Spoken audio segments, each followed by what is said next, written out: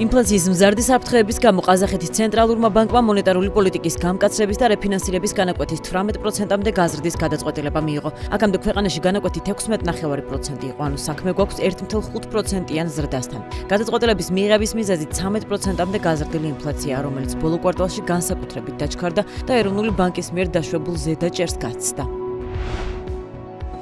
რუსეთის ცენტრალური ბანკის მფლობელობაში არსებული აქტივების საერთო მოცულობა 723 მილიარდ დოლარს შეადგენს. ეს ოფიციალური უწყების ინფორმაციით 9.2 მილიარდი დოლარით გაზრდილი მაჩვენებელია და რეკორდულ შედეგს წარმოადგენს, რასაც თავის მხრივ რუსული რუბლის გამყარება და საბაზრო დინამიკა განაპირობებს.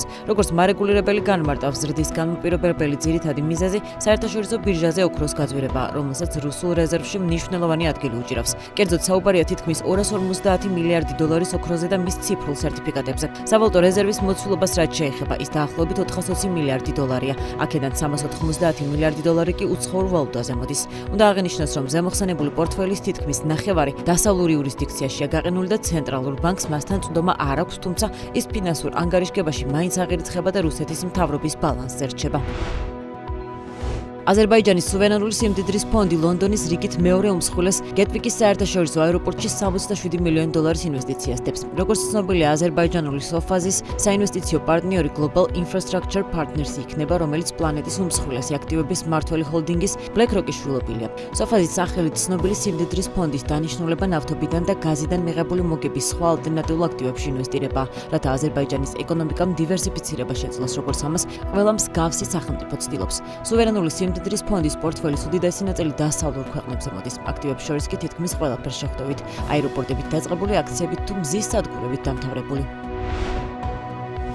ყავის სახლების მსხვილი ამერიკული კომპანია Starbucks-ი სომხეთში შესვლას განიხილავს. ამის შესახებ ინფორმაციას სამთავრობო უწყებაზე დაყრდნობით სომხური მედია ავრცელებს. როგორც სტატიიდან ირკვევა, Starbucks Alashaya Group-ს, ანუ კომპანიის ევრაზიული ფრანჩაიზის წარმომადგენლები ეკონომიკის მინისტრს გევორგ პაპოიანს შეხვდნენ. მხარეებმა ისაუბრეს სომხეთის მზარდ ტურისტულ პოტენციალზე, ქვეყანაში საშუალო კლასის განვითარებაზე, ძლიერ სამომხმარებლო ბაზარსა და საცალო ვაჭრობის ინფრასტრუქტურაზე, ანუ იმ მიზეზებზე, რამაც Starbucks-ის სომხეთით დაინტერესება განაპირობა. სომხეთის ხელისუფლებამ მზად ყოფნა გამოთქვა, რომ ხელი შეუწყოს ქვეყანაში ამერიკული კომპანიის შესვლას და აღნიშნავს, რომ ის სასარგებლო იქნება არა მარტო ბრენდისთვის, არამედ სომხეთისთვისაც, რომელიც ტურისტებისთვის კიდევ უფრო მიმზიდველი გახდება.